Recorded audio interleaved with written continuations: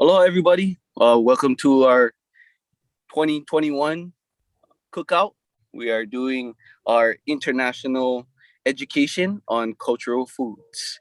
Today, I will be introducing the spam musubi, a Hawaiian slash local dish. For those who don't know what a musubi is spam with a block of rice wrapped in nori. I bought this one from 7-Eleven and it's teriyaki flavored. And that's why you can kind of see some yellow underneath the spam. Spam was brought over by the military in 1994, July 5th, as sea rations and has been a staple food in Hawaii ever since. Did you know that Hawaii is the only place where you can go and get a spam musubi at 7-Eleven? I bet you didn't know that. Now that I've taken your time to introduce a little bit about spam musubis, I'd like to pass the plate on to Zena and see what she brought to the cookout. Well, I brought sopas, which is basically a soup that was comfort food and basically a snack in the Philippines. But did you know that sopas was actually originated from the traditional American noodle soup? And sopa is actually soup in Spanish. Is that correct, Frank? That is. Well, see, told you. And it makes total sense in Filipino culture because the Filipino language derived from the Spanish. Interesting.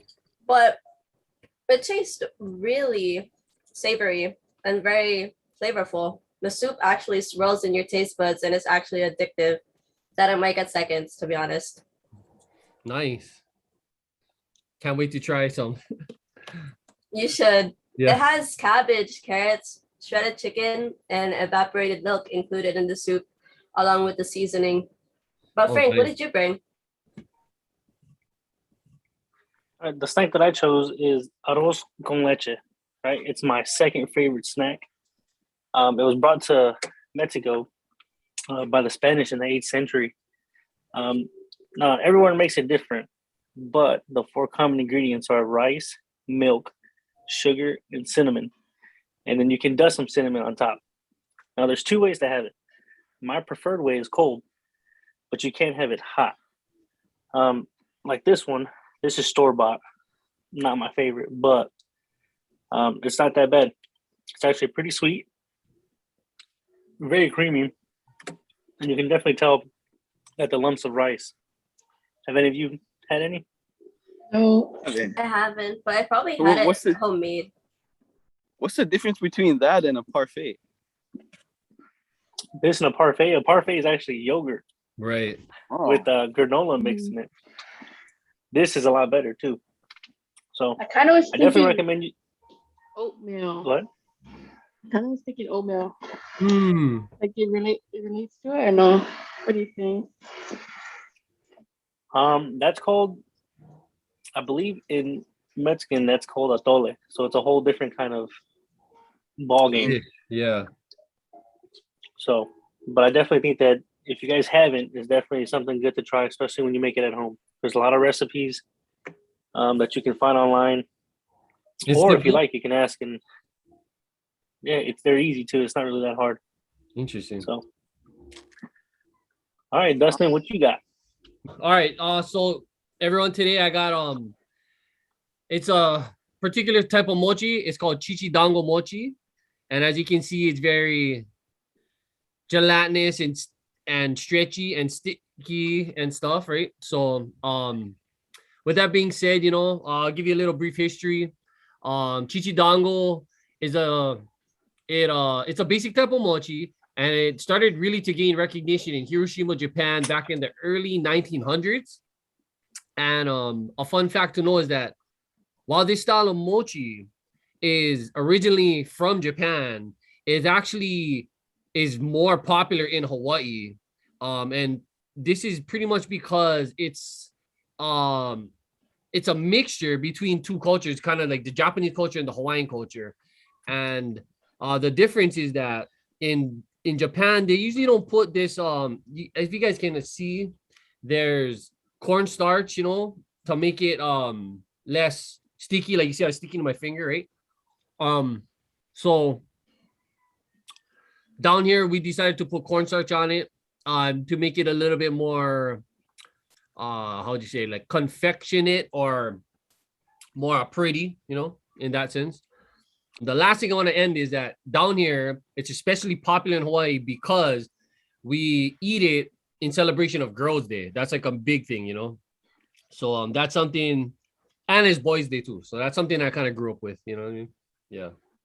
But with that being said, I was wondering what Cassie had over there because that's looking pretty darn good over there.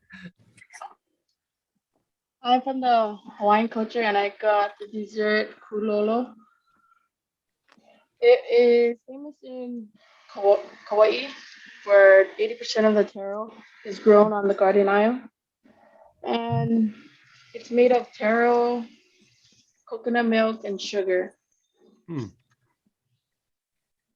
It tastes sweet, and some consider it a pudding, but it's like fudgy. It's kind of like Dustin's, like mochi, like.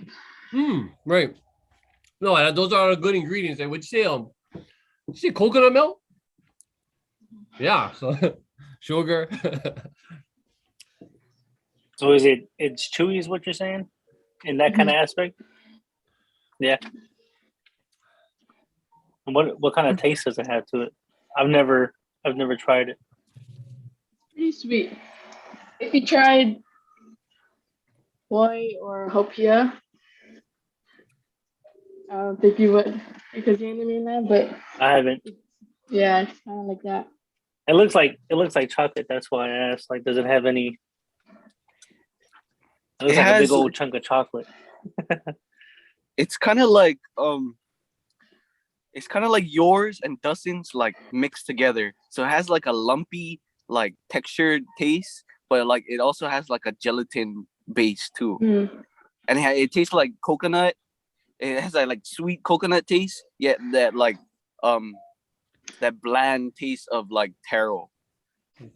Well, man, I mean, hey, you know what? Well, that was a great collaboration with you all guys, and I hope everyone else took, I got to take away something from our video and learn something. And if you guys are ever in Hawaii, please feel free to check any of these snacks out, and try them yourself, guys. And if also too, for Frank's dish too, I'm pretty sure we got that down there too. So yeah.